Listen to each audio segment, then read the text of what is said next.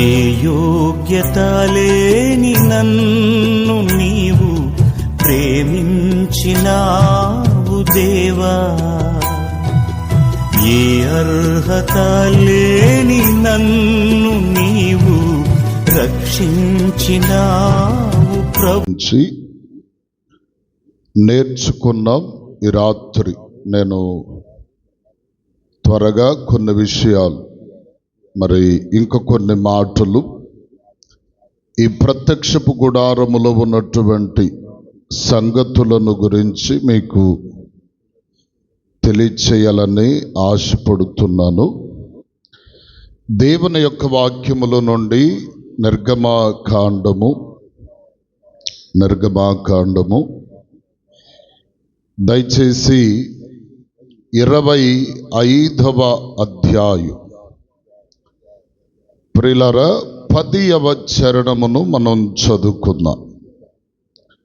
10వ చరణమును మనం చదువుకుందాం. వారు తుమ్మకర్రతో ఒక మందసమును చేయవలెను, దాని పొడుగు 2 మూరలన్నర, దాని యొక్క వెడల్పు 3 మూరెడున్నర, దాని ఎత్తు 3 మూరెడున్నర. దాని మీద మేలిమి బంగారపు రేకును పొదిగింపవలెను, లోపటను వెలుపటను దాని పొదిగింపవలెను, దాని మీద బంగారపు జాబును చుట్టూ కట్టవలెను. స్తోత్రం చెప్తారు గట్టిగా, హల్లెలూయా.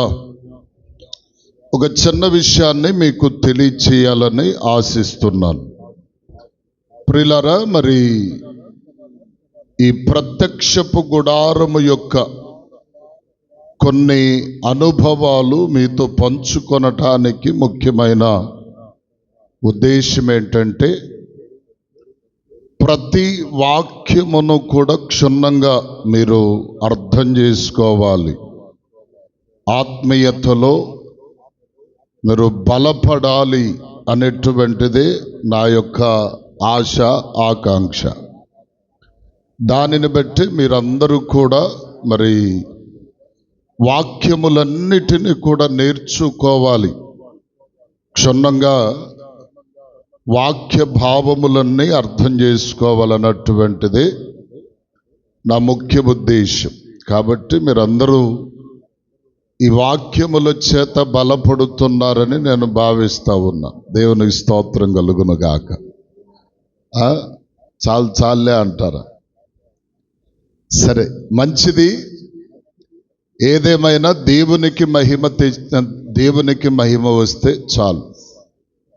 సరే, గమనించుదాం ప్రియులారా.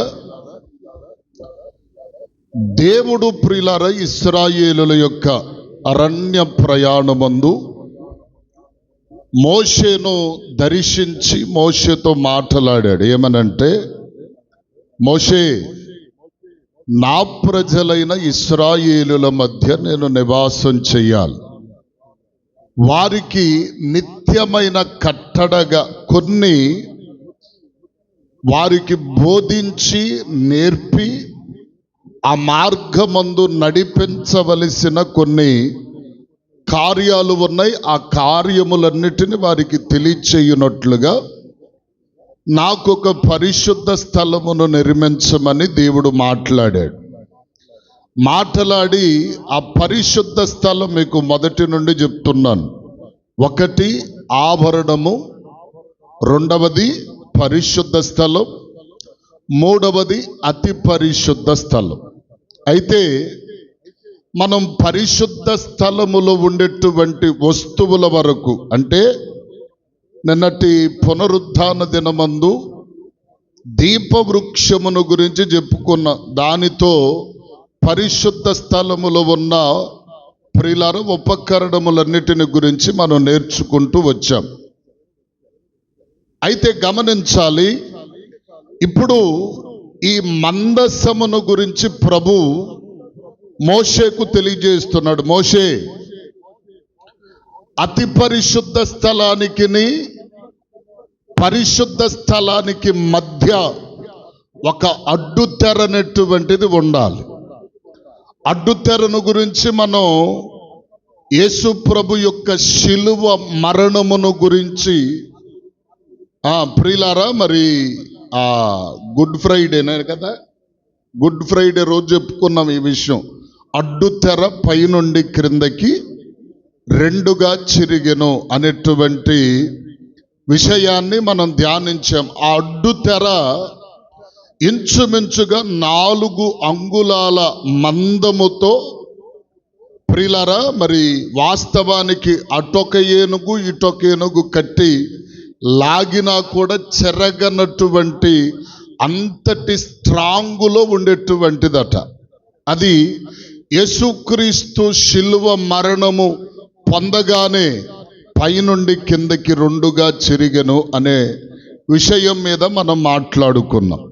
అయితే ప్రియులారా, ఈ పరిశుద్ధ స్థలమును అతి పరిశుద్ధ స్థలమును వేరు చేసేటువంటిదే ఈ యొక్క అడ్డు తెర. ఈ అడ్డు తెర లోపట అనగా అతి పరిశుద్ధ స్థలములో ఉండేటువంటి ఒక ప్రాముఖ్యమైన వస్తువు పేరే ఏమిటంటే మందసము. దేవునికి స్తోత్రం కలుగునుగాక. ఈ మందసమునకు చాలా ప్రత్యేకత ఉంది, ప్రాముఖ్యత ఉంది. మందసమును ఒక పెట్టెలాగా తయారు చేసి 2 మూరల పొడవు పెట్టి 3.5 వెడల్పు ఉంచి 3.5 ఎత్తుగలిగినటువంటి స్థితిలో దానిని చేయమని ప్రభు మోషేకు తెలియజేశాడు. ఎలాగు తయారు చేయమన్నాడంటే తుమ్మకర్రతో దానిని తయారు చేయాలి. తుమ్మకర్రతో దానిని తయారు చేసి దాని లోపటను వెలుపటను బంగారపు రేకును పొదిగించాలి. ఇప్పటి వరకు మనం కొన్ని విషయాలు మాట్లాడుకుంటూ వచ్చాం. ఏమిటంటే తుమ్మకర్ర మానవ స్వభావము, బంగారము అనగా దైవికమైన స్వభావమని కొన్ని విషయాలు నేర్చుకున్నాం. అంటే మానవ స్వభావము కప్పబడినట్లు దేవుని స్వభావమే మనిషి యొక్క జీవితములో కనబడాలి అనే విషయాన్ని మనం చెప్పుకుంటూ వచ్చాం. అయితే ప్రియులారా, ఈ మందసమును గురించి దేవుడు తెలియపరుస్తూ దీనిని చేయాలి అని చెప్పాడు. అయితే మోషే దేవుని చేత చెప్పబడిన ప్రకారం ఆ మందసమును తయారు చేశాడు. ఈ మందసములో కూడా కొన్ని వస్తువులు ఉన్నాయి ప్రియులారా. మందసములో ఉండేటువంటి వస్తువులు 3. ఒకటి ఏమండి, మన్నా కలిగిన బంగారు పాత్ర, చిగురించినటువంటి అహరోను చేతికర్ర, నిబంధన పలకలు, 3 రకాలైన వస్తువులు ఆ యొక్క మందసములో ఉంచేవారు. ఈ మందసము మీద కూడా ఇంకొక వస్తువు ఉంది, దాని పేరే కరుణాపీఠము అంటారు. కరుణాపీఠం, ఈ 2 విషయాల గురించి కూడా నేను మిగతా రోజుల్లో చెప్పడానికి ప్రయత్నం చేస్తాను. సరే, గమనించుదాం ప్రియులారా. ఈ మందసము యొక్క విశేషతను మనం ఆలోచన చేస్తే, మందసము అనేటువంటిది ఒక మానవ జీవితమునకు పోల్చబడింది, లేక ఒక క్రైస్తవ జీవితమునకు పోల్చబడింది. ఈ మందసం తుమ్మకర్రతో చేయబడి బంగారపు రేకు పొదిగించబడి అతి పరిశుద్ధ స్థలములో దేవుని మహిమ నిలిచేటువంటి స్థలములో ఈ మందసము ఉంచబడాలి. దేవుని మహిమ సరాసరి ఎక్కడ పడుతుందయ్యా అంటే దేవుని మందసం మీదే పడుతుంది. సపోజ్గా దేవుని మందసం మీద అనుకోండి, మహిమ మేఘము దేవుని మందిరమును కప్పుతుంది. ఆ మహిమ మేఘములో నుండి దేవుని యొక్క ప్రభావము, శక్తి ఈ మందస్సము మీద ఉంచబడుతుంది. అయితే ఈ దేవుని యాజకుడు వెళ్ళినప్పుడు దేవుడే స్వయంగా మాటలాడే పరిస్థితి, అనుభవాలను కూడా మనం చూస్తాం. అయితే గమనించాలి ప్రియులారా, ఈ మందస్సానికి చాలా ప్రత్యేకత ఉంది. ఎవడు పడితే వాడు పట్టుకోవడానికి ఆ మందస్సానికి వీలు లేదు. బైబిల్లో మందస్సమును పట్టుకొనబోయి చనిపోయిన వ్యక్తులు కూడా ఉన్నారు. పరిశుద్ధులైన వారు, యాజకులైన లేవీయులు మాత్రమే ఆ మందసాన్ని పట్టుకోవాలి. ఎవరు పడితే వాళ్ళు పట్టుకోవటానికి లేదు. అయితే ప్రియులారా, ఈ రాత్రి మనం ధ్యానించవలసిన విషయం ఏంటంటే, ఈ మందస్సమునకు 3 ప్రత్యేకమైన అనుభవాలు ఉన్నాయి. ఈ మందస్సము ఎక్కడుండాలంటే అతి పరిశుద్ధ స్థలములో, దేవుని మహిమ దిగువచ్చేటువంటి స్థలమందు ఈ మందస్సము పెట్టబడాలి. ఈ మందస్సమునకు దేవుని యొక్క వాక్యము చెప్పేటువంటి 3 రకములైన అనుభవాలు ఈ రాత్రి నేను పంచుకుంటాను. చాలా విషయాలు ఉన్నాయి కానీ ప్రత్యేకంగా 3 మాత్రమే. అప్పటికే చాలా సమయం అయిపోవచ్చు. దేవునికి స్తోత్రం కలుగును గాక. మొట్టమొదటిగా మనం చూస్తే, మొట్టమొదటి అనుభవము ఏమిటి అంటే, ఈ మందస్సమునకు దేవుడు పెట్టినటువంటి పేరేమిటి అంటే నిబంధన మందస్సము. హల్లెలూయా. ఏటట, ఏం పేరు? ఇప్పుడు ఈ మందస్సం ఎవరు చెప్పాలి? ఈ మందస్సం మనమే. ఈ మందస్సం ఇదిగో ఒక మానవునికి సాదృశ్యముగా ఉంది. ఈ మందస్సము మనమే. అయితే ఈ మందస్సమునకు పెట్టబడిన మొట్టమొదటి పేరేమిటి అంటే నిబంధన మందస్సం. నిబంధన అనగా అర్థం ఏమిటంటే, ఇదిగో ప్రియులారా, ఇద్దరు వ్యక్తుల మధ్య జరిగేటువంటి ఒక ఒప్పందమే నిబంధన. దేవునికి స్తోత్రం చెప్పండి గట్టిగా. నిబంధన అంటే ఏమిటి చెప్పాలి? నిబంధన అంటే ఏంటి? ఇద్దరు వ్యక్తుల మధ్య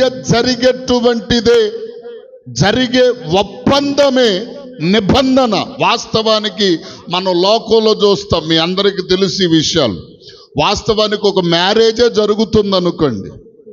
ఆ మ్యారేజ్లో ఎంతమంది నిబంధన చేసుకుంటారు? ఊరోళ్ళంతా నిబంధన చేస్తారా?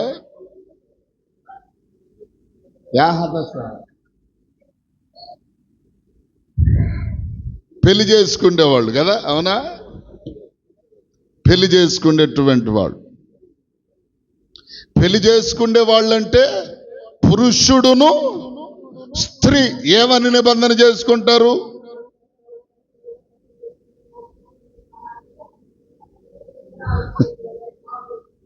నిబంధన అంటే ఇద్దరు వ్యక్తుల మధ్య జరిగేటువంటిదే నిబంధన.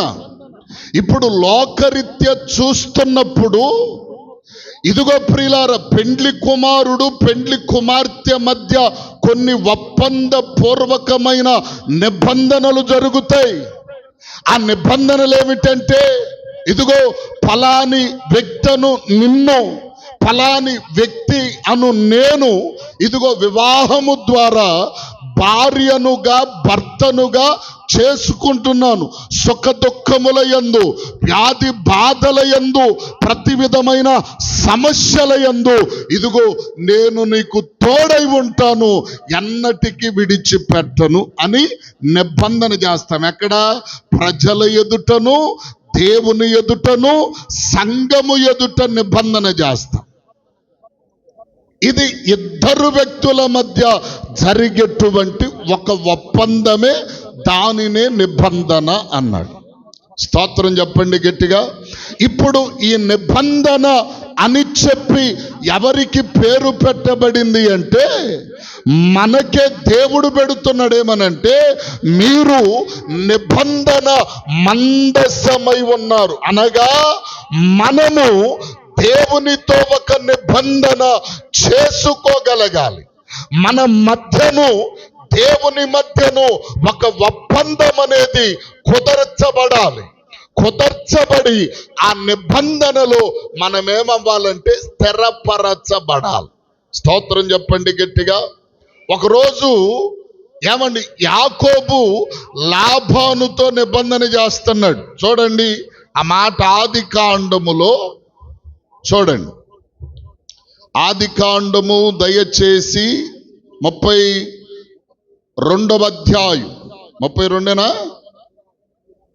31 చదవండి. కావున 44 చదువు. కావున నేనును నీవును నిబంధన చేసుకొందుము రమ్ము. ఇది నీకును నాకును మధ్య సాక్షిగా ఉండునని యాకోబు ఒక రాయి తీసుకొని దానిని స్తంభముగా నిలవబెట్టి రాళ్ళు కూర్చుడని తన బంధువులతో చెప్పెను. వారు రాళ్ళు తెచ్చి కుప్ప వేసిరి. అక్కడ వారు ఆ కుప్ప యొద్ద భోజనము చేసిరి. స్తోత్రం చెప్పండి గట్టిగా. ఏమిటి లాబాను మధ్య యాకోబు మధ్య జరిగిన నిబంధన అంటే, యాకోబు దరిదాపుగా 14 సంవత్సరాలు లాబాను దగ్గర జీతము చేశాడు. ఏమండి, జీతం చేశాడు. సరే, దేవుని మహాకృపను బట్టి ఏమండి, ఒకరోజు బయలుదేరి వెళ్ళిపోతున్నటువంటి సమయంలో నా ఆస్తినంతా తీసుకొని వెళ్తున్నాడని లాబాను యాకోబును తరుముచూ వచ్చాడు.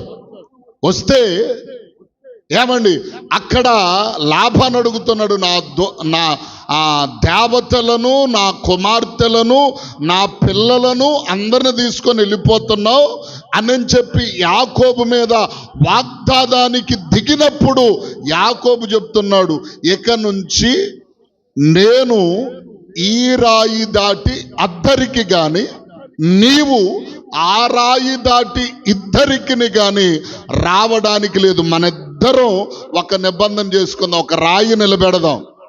ఈ రాయి దాటి నువ్వు ఇటు రావటానికి లేదు, నేను అటు రావటానికి లేదు. ఇదే మన ఇద్దరి మధ్య నిబంధన.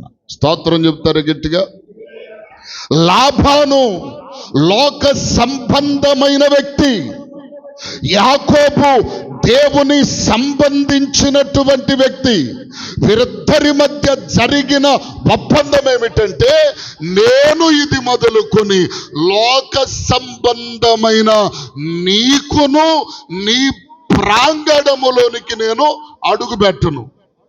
నువ్వు కూడా నన్ను గలిబిలి చేయటానికి, నన్ను భ్రమపరచటానికి ఇది మొదలుకొని ఈ రాయి దాటి రాకూడదు అని చెప్పి నిబంధన చేసుకున్నారు. ఈరోజు మన మధ్య నిబంధన ఉందా? నిబంధన ఉందా? నిబంధన ఉందంటారు మన మధ్యలో? నిబంధన చేసే మనం మీకు అందరికి తెలుసో తెలీదో? చేసిన వాళ్ళు ఎవరో చేతులు ఎత్తండి ఒకసారి. నిబంధన చేసిన వాళ్ళు మాత్రం, ఇంకెవరు చేయలేదా? ఊరు చేస్తున్నాయన దేవునికి స్తోత్రం. బాప్తీసం తీసుకునేటప్పుడు నిబంధన చేయలేదు మనం అందరం? చేశాం కదా. ఏమని చేశాం? ప్రభువా, ఇది మొదలుకొని దేవునికి స్తోత్రం, లోకము దాని ఆశలన్నిటిని వదిలిపెట్టేసేసాను, ఇది మొదలుకొని నీవే నా దిక్కు, నీవే నా సర్వస్వం, నీకు తప్ప ఇంకా దేనికి నేను ఇంపార్టెంట్ ఇవ్వను. ఇదే మన ఇద్దరి మధ్య నిబంధన. ఇదే నిబంధన. ఈ నిబంధన అనేటువంటిది మనము దేవునితో స్థిరపరిచాం. లోకమును, లోక సంబంధమైన కోరికలను, ఆశలను విడిచిపెట్టి ప్రభువా సర్వస్వము నీకే అర్పిస్తున్నామని ఆయనతో ఒక ఒప్పందం, నిబంధన చేసుకున్నాం. ఏమండి? అంతేకాదు అబ్రహాముతో కూడా దేవుడు నిబంధన చేశాడు. ఏమండి? అంతేకాదు నోవాహుతో దేవుడు నిబంధన చేశాడు. ఇదిగో మనిద్దరి మధ్య నిబంధన ఇదే అని నోవాహుతో చేశాడు, అబ్రహాముతో చేశాడు. ఇది మొదలుకొని అదే వాక్యములో చూడండి, ఆదికాండములో 17వ అధ్యాయం 17:10 చూడండి. నాకును నీకును నీ తరువాత సంతతికి మధ్య మీరు గైకొనవలసిన నా నిబంధన ఏదనగా నీలో ప్రతి మగవాడును సున్నతి పొందవలెను. దేవునికి స్తోత్రం చెప్పండి, గట్టిగా చెప్పండి హల్లెలూయా. నిబంధనను దేవుడు స్థిరపరిచాడు, మనందరితో స్థిరపరిచాడు. దేవుడు చేసిన నిబంధన ఇంతవరకు తప్పినదే లేదు ప్రియులారా. ఆదిమ కాలము నుండి అబ్రహాముతో చేసిన నిబంధన ఏమిటంటే, ఇదిగో నీ ద్వారా వచ్చిన జనులందరికీ నేను దేవుడనై ఉంటాను అని చెప్పి దేవుడు నిబంధన చేశాడు.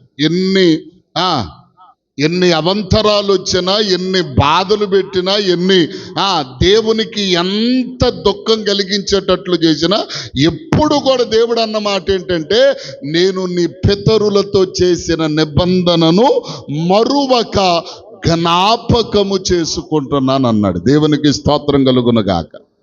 దేవుడు మనతో ఇచ్చిన మాట ఎంతవరకు తప్పలా, మనం మాత్రం అవసరాన్ని బట్టి దేవునికి స్తోత్రం.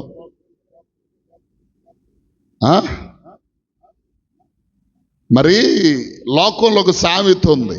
ఏమిటి ఆ సామెత అంటే, అడవిలోనట ఒక తొండ ఉంటుందంట.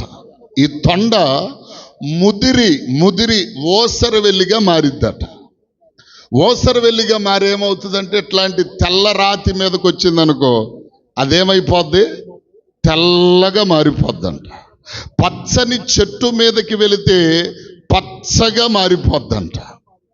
ఎర్రటి రాతి భూమి మీదకి వెళ్ళిందనుకో ఎర్రగా మారిపోద్ది. అంటే దాని మనుషులకు కనబడకుండా రంగులు మార్చేస్తుంది. ఈరోజు దైవ జనాంగమైన దేవుని బిడలు, దేవునితో నిబంధన చేసిన బిడలు ఏంటంటే, ఏ ఎండకు ఆ గొడుగు పడుతున్నారు. దేవునికి స్తోత్రం కలుగునుగాక.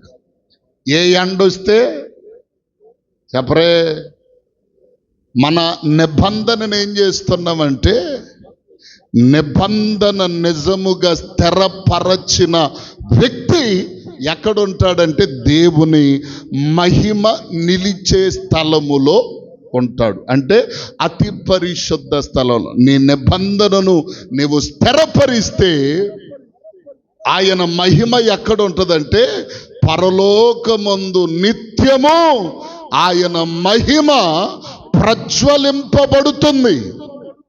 ఆ ప్రజ్వలింపబడే స్థలమందు నీవు నిత్యము ఉండాలంటే నీ నిబంధనను మీరి నీవు పోకూడదు. దేవునికి స్తోత్రం చెప్పండి గట్టిగా.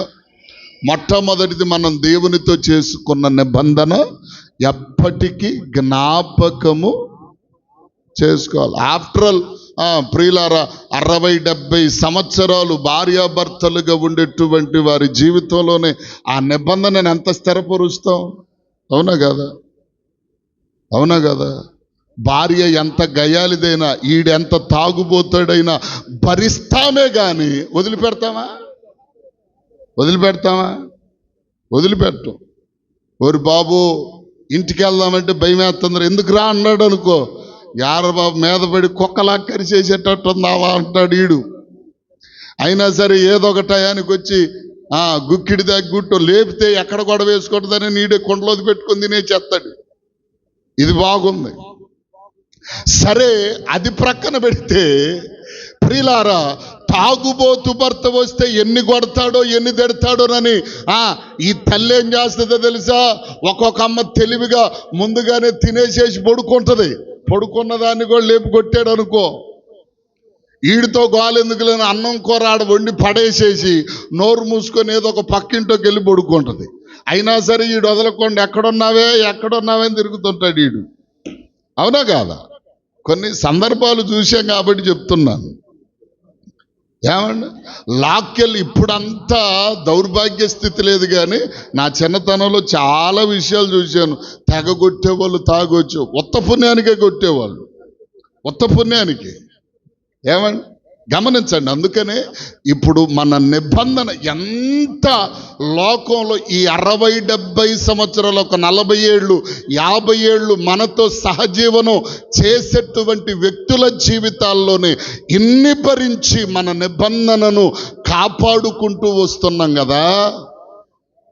ఏమండి, చాలామంది అంటాడు, నేను కాబట్టి వాడితో కాపురం చేస్తాను, ఇంకొకళ్ళు అయితే చేయరు. ఈడు కూడా అంటాడు, నేను కాబట్టే దానితో కాపురం చేస్తున్నారా బాబా, పడుకుంటే నిద్రతో కూడా జ్ఞాపకం వస్తుంది అంటాడు ఈడు. నిజం. అయినా సరే కొంతమంది బిడ్డల కొరకు ఏం చేస్తారో తెలుసా? బిడ్డల కొరకే. ఏమండి, మొన్న ఒక సహోదరు అంటుంది, భర్త ఏ పని చేయడు, ఏ పని పాటకి వెళ్ళడు, ఏం మాత్రమే పని చేయాలి, అన్నిటికేమే తెచ్చి పెట్టాలి, హాస్పిటల్కి కానీ ఇంటికి కానీ తిండికి కానీ సమస్తం ఇదిగో ఈ వ్యక్తే చెయ్యాలి. ఇతడేమో ఏ పని చేయడు.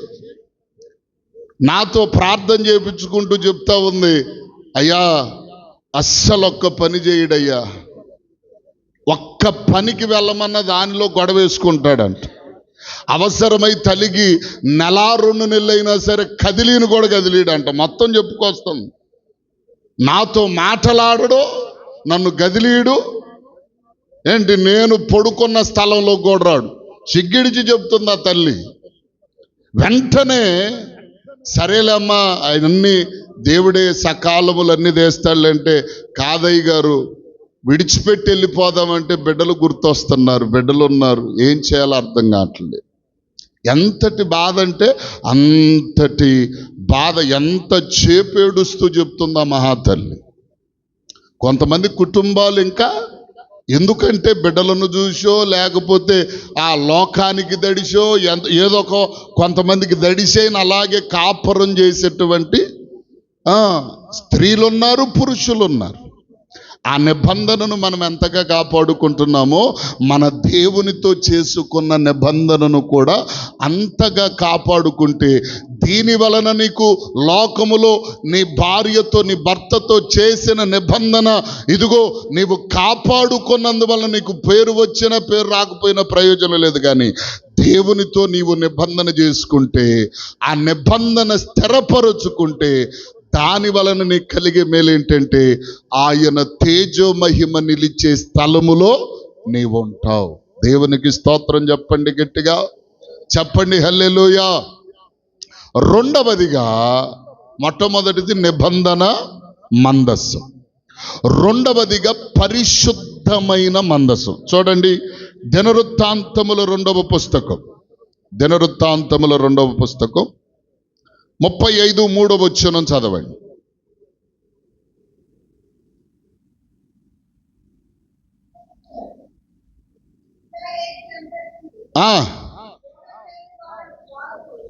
బోధ చేయువారును ప్రతిష్ఠులనైన లేవీయులకు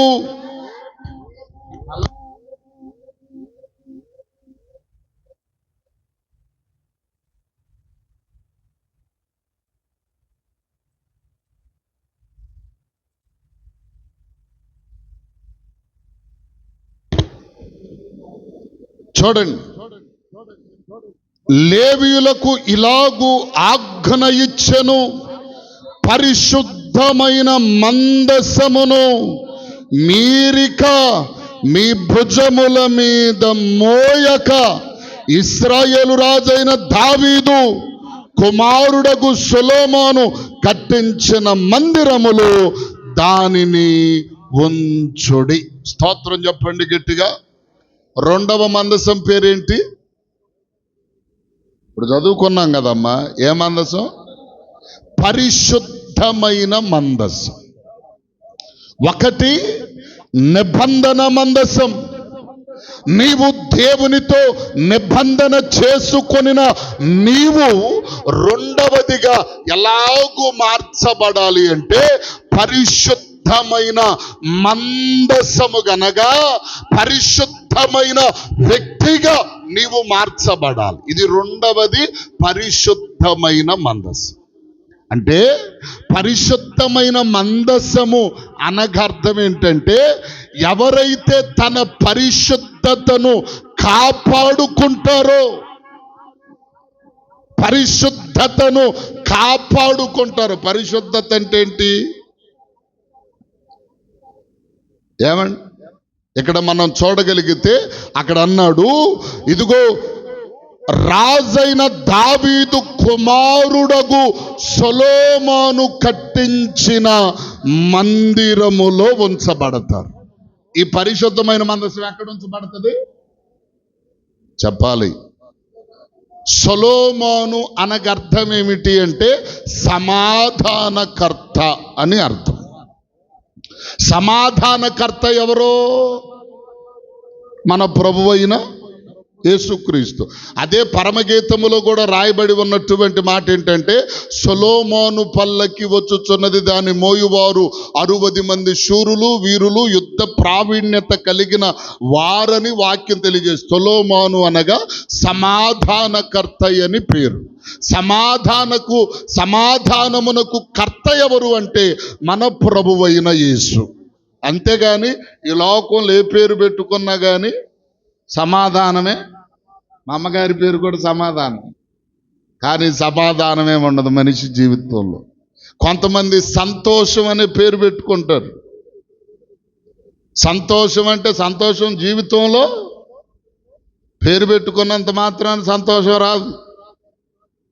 సువర్ణ, ఈ అమ్మాయి పేరు సువర్ణ. సువర్ణ అనగా సువర్ణము అంటే కొలిమిలో పుట్టము వేయబడిన బంగారము సువర్ణముగా మార్చబడుతుంది. మరి ఆయమ్మలో బంగారం ఉందో లేదో నాకు తెలియదు, దేవునికి స్తోత్రం. పేరు మాత్రం చెప్పరే. వాళ్ళ పేరు హదస్స.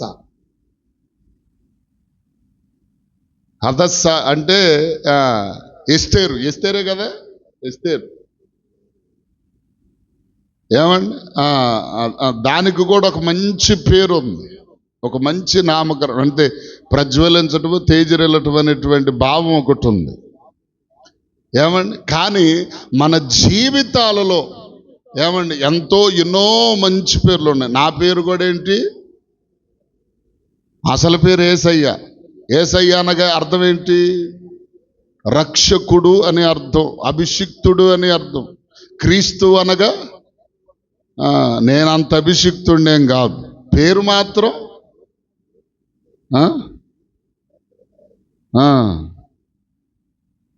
పాశ్రమ గారి పేరేమో రాణి అంట. మరి ఏ దేశానికి రాణి? మరి వాళ్ళ నాన్న పెట్టాడు, దేవునికి స్తోత్రం.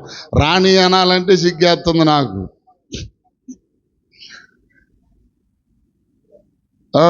అదేమంటే అట్టొట్రిచ్చి బతుకుతున్నారు కొంతమంది. దేవునికి స్తోత్రం కలుగును గాక. సంటమ్మ గారికి ఏమో సంటమ్మ గారు, ఇంకా కరుణమ్మ గారు. మరి ఆయన దగ్గర కరుణ ఉందో లేదో నాకు తెలియదు, కానీ పేరు కరుణ. ఇట్లా చాలా మందిలో చాలా. ఇప్పుడు నిజమైనటువంటి సమాధానం ఎక్కడుంది అంటే మన ప్రభువైన యేసుక్రీస్తు దగ్గరే. అయితే ప్రియులారు, ఇక్కడ మనము చూస్తే ఈ పరిశుద్ధమైన మందసం అనగా ఇదిగో ఆ మందసం అనగా మనమే అని దేవుడు మాట్లాడుతున్నాడు గనక ఈ పరిశుద్ధత ఎవరిలో ఉండాలంటే మనలో ఉండాలి.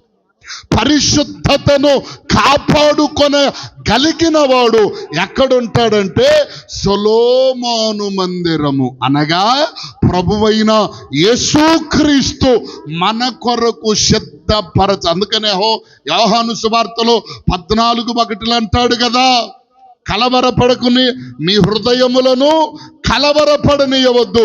తండ్రి యందు దేవుని యందు విశ్వాసం ఉంచారు, నా యందు కూడా విశ్వాసం ఉంచండి. నేను వెళ్ళి మీకు స్థలములను సిద్ధపరుస్తాను. నేను ఎక్కడైతే ఉంటానో మీరు కూడా పరిశుద్ధులైన వారు మాత్రమే వెళ్ళగలిగిన స్థలం అది. అర్థం కాల? ఎవడు పడితే వాడు వెళ్ళటానికి లేదు.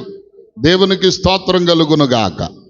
ఎవడు పడితాడు, ఎట్టబడితే అట్ట బ్రతికి తన జీవితాన్ని చిందరవందర చేసుకున్న ప్రతివాడు అక్కడికి వెళ్ళడానికి వీలేదు. ఎవరు వెళతారంటే పరిశుద్ధతలో తన జీవితములను కాపాడుకున్నవారు. హల్లెలూయా. పరిశుద్ధతలో కాపాడుకున్న వాళ్ళంటే ఎవరో? లోకమాలిన్యత అంటకుండా, పాపమును అంటకుండా, ఇదిగో ప్రియులారా, లోకములో ఉన్న ప్రతి పనికి మాలిన దంతయు అంటకుండా తన్ను తాను కాపాడుకున్నవాడు మాత్రమే పరిశుద్ధుడు. స్తోత్రం చెప్పండి గట్టిగా. మనందరికీ తెలిసిన వ్యక్తి ఏశావు ఉన్నాడు. యాకోబు కుమారుడైన పరిశుద్ధతను కాపాడుకున్నాడు.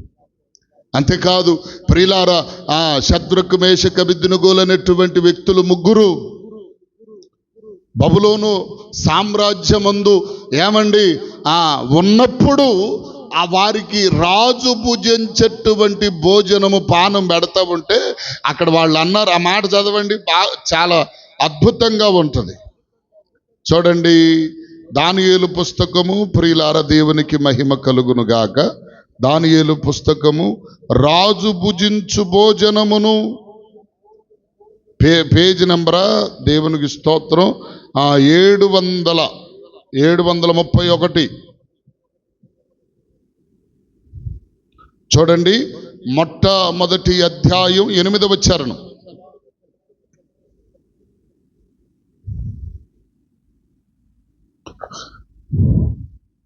దానియేలు మొదటి అధ్యాయం 8వ వచనం. రాజు భుజించు భోజనమును పానము చేయు ద్రాక్షరసమును పుచ్చుకొని తన్ను అపవిత్ర పరచ కొనకూడదని దానియేలు ఉద్దేశించి తాను అపవిత్రుడు కాకుండానట్లు వాటిని పుచ్చుకొనకుండా సెలవిమ్మని నపుంసకులధిపతికి వేడుకొన్నాడట.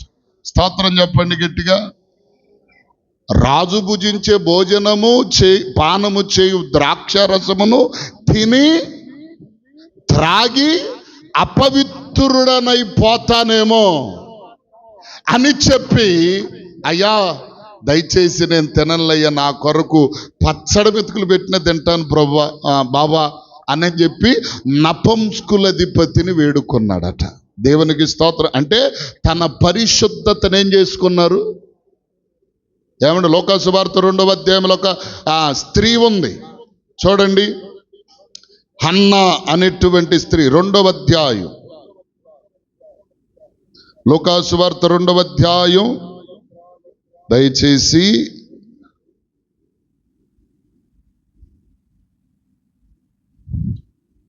2వ అధ్యాయం 66వ వచనం, 60 కాదు 36వ వచనం. మరియు ఆషేరు గోత్రికురాలైన పెనుయేలు కుమార్తె అయిన అన్న అను ఒక ప్రవక్తి ఉండెను. ఆమె కన్యత్వము మొదలుకొని 7 ఏండ్లు పెనిమిడితో సంసారమును చేసి బహుకాలము గడిచినదై 84 సంవత్సరములు విధవరాలై ఉండి దేవాలయమును విడిచిపెట్టలేదు, ఉపవాస ప్రార్థనలు విడిచిపెట్టలేదు. ఏమండి? ఉపవాస ప్రార్థనలతో రేయింబవలు సేవ చేయుచు గడిపిందట. దేవునికి స్తోత్రం చెప్పండి గట్టిగా. కన్యత్వం మొదలుకొని ఎన్నేళ్ళు సంసారం చేసిందట? 7 ఏండ్లు సంసారం చేసింది. సపోజ్ అంటే దాదాపు 2025 సంవత్సరముల క్రితకాలం జరిగిన సందర్భం ఇది. ఏమండి, కొంతమంది ఒక 50 ఏళ్ళు క్రితం వెళితే 12 ఏళ్ళకి 15 ఏళ్ళకు కూడా పెళ్ళిళ్ళు చేసిన వాళ్ళు ఉన్నారు కదా. ఏమండి, అంతకుముందు ఇంకా చాలా కాలం క్రిందట దరిదాపుగా క్రీస్తు శకములోనే మన భారతదేశంలో ఉన్నటువంటి పరిస్థితి ఏంటంటే బాల్య వివాహాలు అంటే చిన్నపిల్లలకు ఉన్నప్పుడు ముసలోళ్ళకి మొత్తకోళ్ళకి ఇచ్చి పెళ్ళిళ్ళు చేసేసేవాళ్ళు. తర్వాత జరిగే సందర్భాలు ఏంటి, ఆ ముసలోడు తొందరగా చచ్చిపోతే ఆ ముసలోడిని కాల్చేటువంటి స్థితి మీద వేసి వీళ్ళను కూడా కాల్చిపెట్టడం. ఎంత దారుణము. మరి ప్రియులారా, ఆచారములన్నిటినీ దేవుని మహాకృపను బట్టి ఈ యొక్క భారతదేశంలో లేకుండా ప్రభు చేశాడు.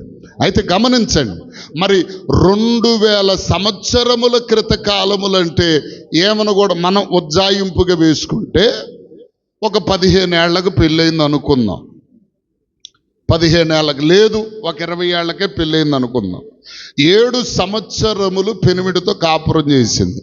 27 ఏళ్ళకంతా ముగిసిపోయింది, భర్త చనిపోయాడు.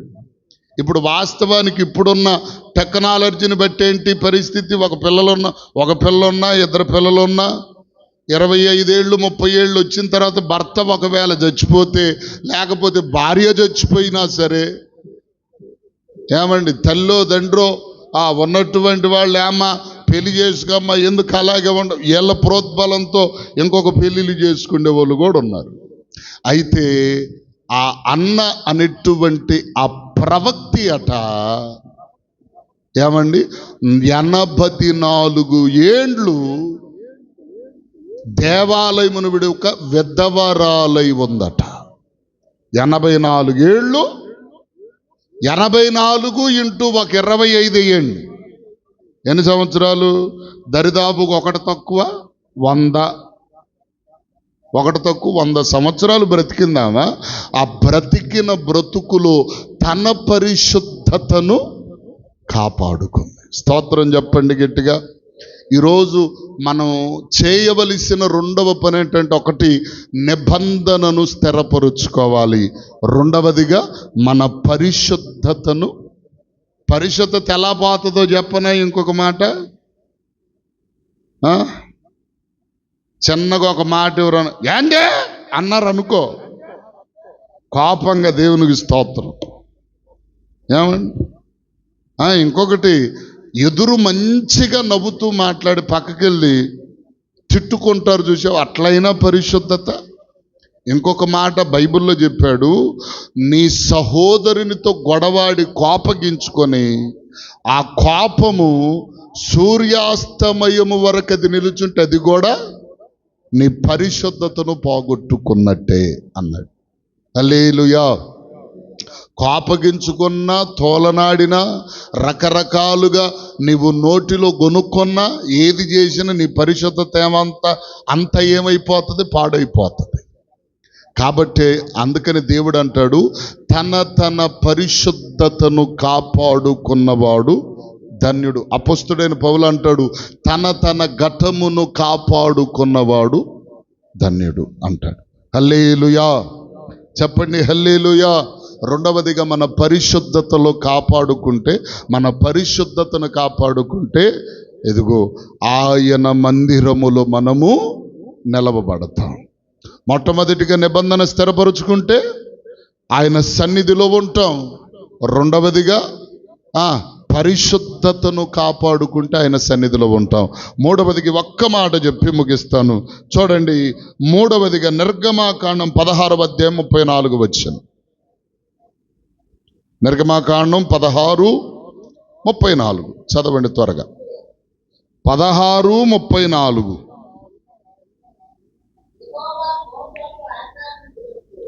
యెహోవా మోషేకు ఆజ్ఞాపించినట్లు ఉంచబడుటకు సాక్ష్యపు మందసము ఎదుట అహరోను దానిని పెట్టెను. హల్లెలూయా. మూడవది ఏంటంట? మొదటిదేంటి? మొదటి మందసం ఏంటి? నిబంధన.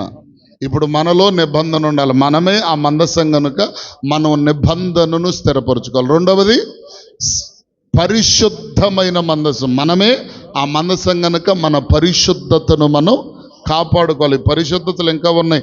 ఆయన పరిశుద్ధుడై ఉన్నలాగున మనము కూడా పరిశుద్ధులమై ఉండాలి అనే మాటలు చాలా ఉన్నాయి. నేను క్లుప్తంగా చెప్తున్నాను, గమనించండి. మూడవదిగా సాక్ష్యపు మందసం. ఏ మందసం ఇది? సాక్ష్యపు మందసం. అంటే ఆ మందసం మనమే కాబట్టి మనలో ఉండవలసిందేంటి? సాక్ష్యము ఉండాలి. బైబిల్లో ఒక తెగవారు ఉన్నారు. వారి పేరేంటంటే తూరు. తూరు అనే తెగకు సంబంధించిన జనులు. ఈ తూరు అనే మాటకు అర్థం ఏమిటంటే సాక్ష్యమును కోల్పోయిన జనులు అని అర్థం. ఏంటది? అది ఎవరో కోల్పోయిన వాళ్ళు. తూరు అనే తెగకు సంబంధించిన వాళ్ళు, తూరు అనే ప్రాంతానికి సంబంధించిన వాళ్ళు, సాక్ష్యమును కోల్పోయిన వారు. ఈ సాక్ష్యమును మనమేం చేయాలి? చెప్పాలి. కాపాడుకోవాలి. సాక్ష్యాన్ని ఏం చేయాలి? కాపాడుకోవాలి. ఇప్పుడు మనలో మన సాక్ష్యం ఎలా ఉంది? మన సాక్ష్యం ఎలా ఉంది? యేసన్న గారు ఒక పాట రాశాడు. పరిమళించెనే నా సాక్ష్య జీవితమే, పరిశుద్ధాత్ముడే నన్ను నడిపించుచున్నందునే. పరిమళించిన మన సాక్ష్యపు జీవితం ఏమవ్వాలా? చెప్పరే. పరిమళించడం అంటే అర్థం ఏంటి? పరిమళించటం, పరిమళము అనగా మంచి వాసన, పరిమళ వాసన. కొన్ని చోట్ల ముక్కు మూసుకుండే వాసనలు కూడా ఉంటాయి కదా, ముక్కు మూసుకుండే వాసనలు. కొన్ని చోట్ల అబ్బా భలేగా ఉంది, మంచి కూర మంచిగా మసాలా వేసి మంచిగా తొక్కలాడుతున్నప్పుడు దాని స్మెల్ ఎలా ఉంటుంది? ఏమండి? గమనించండి. ఏంటమ్మా? సరే, గమనించండి. మన సాక్ష్యపు జీవితము పరిమళించాలి. అనేకులకు సువాసన కలిగినదిగా మన సాక్ష్యపు జీవితం ఉండాలి. కొంతమంది గురించి చెప్తే అబ్బో ఆమా, పురుషుల గురించి అబ్బో భలే ఓడి సంగతి చెప్పేవులే అంటే సాక్ష్యం ఏమైపోయింది? పాడైపోయింది. కొంతమంది సాక్ష్యమును పాడు చేసుకుంటారు.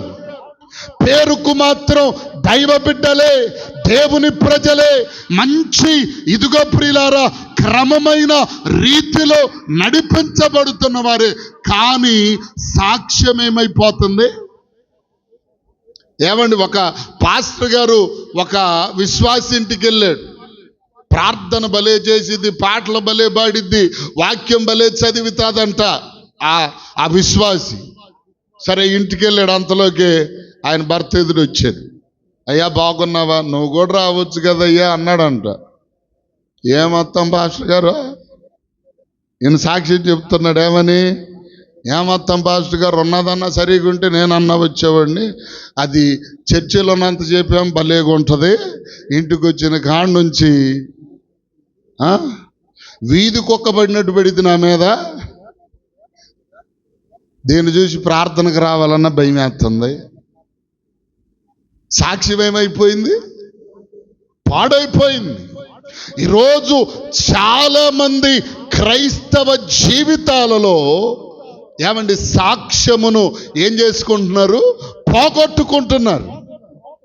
పోగొట్టుకున్న వారి జీవితం సాక్ష్యమును పోగొట్టుకుంటే మనమే ఎక్కడ ఉండమంటే, మన సాక్ష్యము లేకపోతే, మన జీవితంలో సాక్ష్యమును కలిగి ఉండకపోతే మనం దేవుని సన్నిధిలో ఉంచబడలేమండి. అందుకనే వాక్యం చెప్తుంది, దేవుని యొక్క వాక్యములు మనం చూస్తే ప్రియులారా, సమూయేలును గురించి బాలుడై ఉండగా దేవుని వాక్యం చెప్తున్న మాట ఏంటంటే, సమూయేలు దేవుని దయందును మనుష్యుల దయందును వర్ధిల్లెను అని వ్రాయబడి ఉంది. దేవుని దయ అంటే ఉంటది, మరి మనుషుల దయ ఎందుకంట అంటారేమో. అర్థం కాల? మనుషుల దయ కావాలి ఖచ్చితంగా. ఫలాని వ్యక్తి మంచివాడు, ఫలాని వ్యక్తి చాలా మంచిది, ఫలాని పర్వాలేదండి అనే మాట అయినా వారి నోట మనలను గురించి సాక్ష్యంగా చెప్పబడాలి. హల్లెలూయా. కొంతమంది సాక్ష్యాన్ని కోల్పోతారు. అయితే మన జీవితంలో ఎక్కడెక్కడ సాక్ష్యం ఉండాలో చూసారా? చూడండి, ఆ అపోస్తుల కార్యగ్రంథం, ఈ ఒక్క మాట చదవండి, నేను ముగించేస్తాను. అపోస్తుల కార్యగ్రంథం 1వ అధ్యాయం 8వ వచనం, 1:8 చదవండి. 1వ అధ్యాయం 8వ వచనం.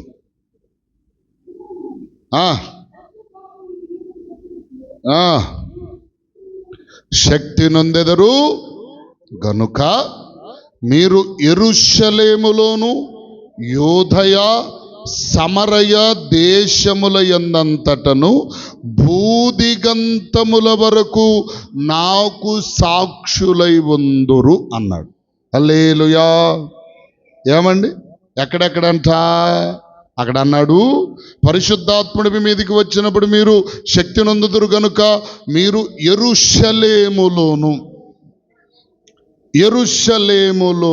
అనగా, యెరూషలేము అనగా సంఘము అని అర్థం. ముందుగా ఎక్కడ ఉండాలి సాక్ష్యం? చెప్పండి, ఎక్కడ ఉండాలి? సంఘములో సాక్ష్యం ఉండాలి. ఒక విశ్వాసికి ఏముండాలి? ఎక్కడ? సంఘములో సాక్ష్యము సంపాదించాలి. మా పాస్టర్ గారు మామూలుడు కాదండి అనే మాట రాకూడదు. మా పాస్టరమ్మ గారు మామూలు కాదండి అనే మాట రాకూడదు. అంటే సంఘములో ఒక విశ్వాసైనా, ఒక సేవకుడైనా, ఒక సేవకురాలైన సంఘములు ఏం కావాలా? సాక్ష్యం. ఏమని రావాలి సాక్ష్యం? అంటే మంచి సాక్ష్యం రావాలా, చెడ్డ సాక్ష్యం రావాలి? అబ్బో మా కాళ్ళు చూడటానికి చిన్నగానే ఉంది కానండి మామూలు కాదండి అన్నట్టుగా ఉండకూడదు. మా అత్త చూడటానికి రూపమేమో నెమ్మదిగా ఉన్నట్టుగా ఉంటుందండి. తర్వాత హల్లెలూయా. సాక్ష్యం ఎక్కడ ఉండాలి అంటే సంఘములో మంచి సాక్ష్యం ఉండాలి. చాలామంది సంఘములో సాక్ష్యమును పోగొట్టుకో. ఒక మాట చెప్తాను, ఒకరోజు ఇది వాస్తవంగా జరిగినటువంటి విషయం. ఇది పేరైతే చెప్పను కానీ వినండి. ఐలవరంలో ఉపవాసాలు జరిగిన తర్వాత, ఉపవాసాలు ఆఖరి దినమందు ప్రేమ విందు చేసుకుంటారు కదా. ప్రేమ విందు చెప్పరే, తెలుసుకారా? ప్రేమ విందు చేసుకుంటారు. ప్రేమ విందు చేసుకుంటూ ఉంటే ప్రేమ విందు కార్యక్రమంలో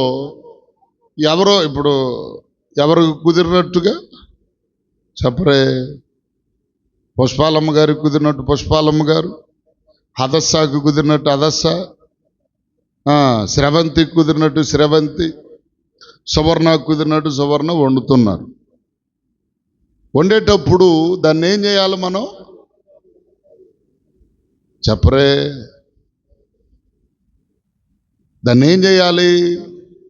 ఎవరు ఎలా వండినా సరే అది దేవుని సన్నిధిలో జరిగేటువంటిది కనుక చక్కగా దీన్ని వెళ్ళాల దానికి.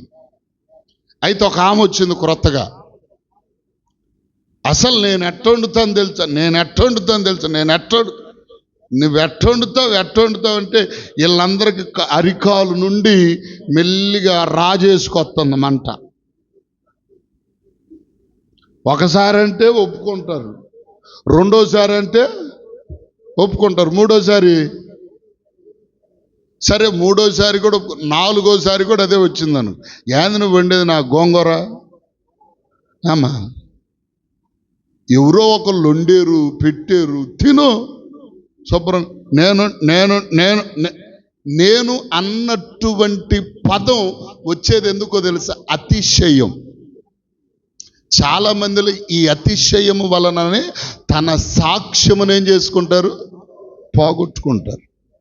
ప్రతిదీ నేను అన్నటువంటి పదం ఎవరి నోట ఎక్కడైతే వచ్చిందో వారిలో ఆత్మీయమైన శారీరకమైన అతిశయం కనబడుతుంది. కాబట్టి వారి సాక్ష్యం ఏమైపోతుంది? దిగజారిపోతుంది. నేను లేకపోతే, నేను రాకపోతే, నువ్వు రాకపోతే ఏమండి, దేవుడు ఏం చేశాడు? గొప్పవారిని పిలిచాడు. అయ్యా రండి, ప్రేమ విందుంద రండి, భోజనం చేద్దరు అన్నాడు. ఎవరు రాకుండా నెపలు చెప్పారు. లోకాసువార్త 14 అంతట్లో నెపాలు చెబితే పోండి పనికి మాలినోళ్ళని వీధిలో ఉన్న కుంటోళ్ళని, గుడ్డోళ్ళని, ప్రియులారా, రోగస్తులను మొత్తాన్ని తీసుకొచ్చి ప్రేమ విందు వారికి చక్కగా పెట్టి పంపించాడు దేవుడు. అర్థం కాల? నేను అన్న అతిశయం అక్కడ కనపడకూడదు. అంటే ముందుగా మనం సాక్ష్యం ఎక్కడ సంపాదించుకోవాలి? సంఘములో సంపాదించుకోవాలి. చాలామంది సంఘములో సాక్ష్యము కోల్పోతారు. కొంతమంది మాటలను బట్టో, క్రియలను బట్టో, పద్ధతులను బట్టో, విధానములను బట్టో వారి వారి సాక్ష్యములను కోల్పోతారు. రెండవదిగా అక్కడ ఏమన్నాడు చూడండి, యెరూషలేములోను, రెండవదిగా యోదయలోను, అనగా యోదయ అనగా నీ ఇంటిలో సాక్ష్యం ఉండాలి. యోదయ అనగా నీ ఇల్లు అని అర్థం. నీ ఇంటిలో ఏముండాలి? సాక్ష్యం ఇంటిలో సాక్ష్యం ఉండాలా? సంఘములో సాక్ష్యం ఉండాలి.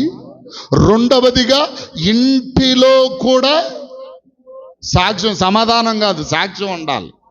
సాక్ష్యం ఇంటిలో, అమ్మో ఇప్పుడు దాకా చెప్పుకున్న ఏమొస్తుంది, ఈడొస్తున్నాడు అనే మాట రాకూడదు. పక్కకి ఎవరన్నా వెళ్ళిపోయిన తర్వాత, అమ్మో అయ్యో ఆయన వస్తున్నాడు కానీ మీరు వెళ్ళండి అయ్యా, ఆయన మామూలు. సాక్ష్యం అనేది ఎలా ఉండాలి?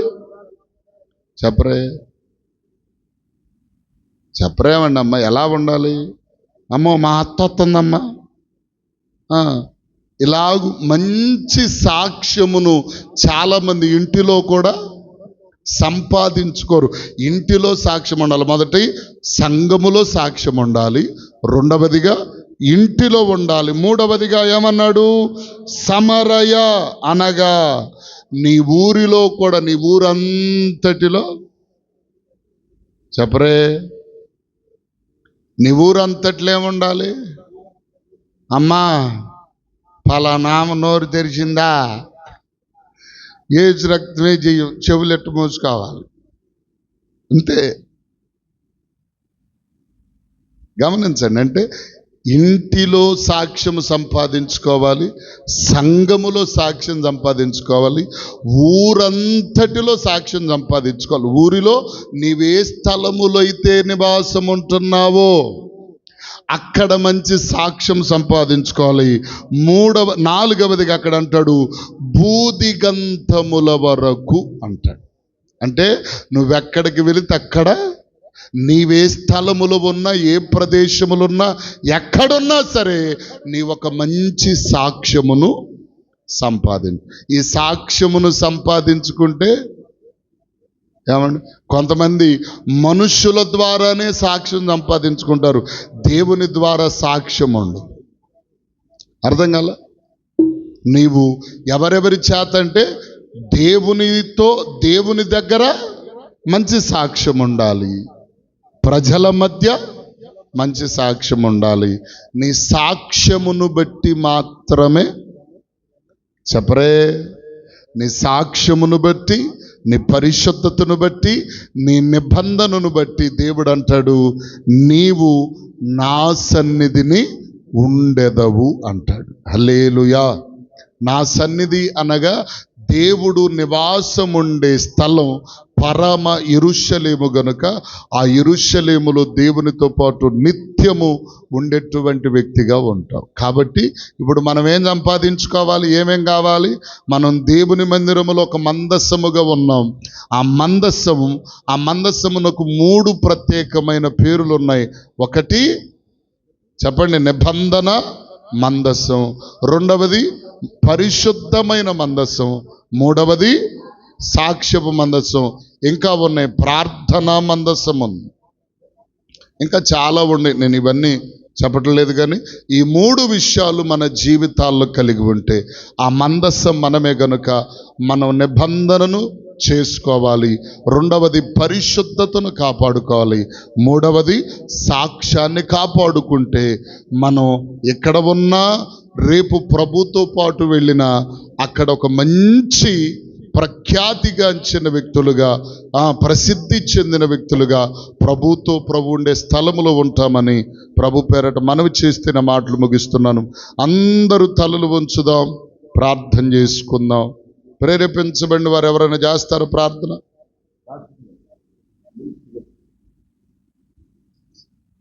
ప్రేరేపించబడిన వారు చిన్న ప్రార్థన.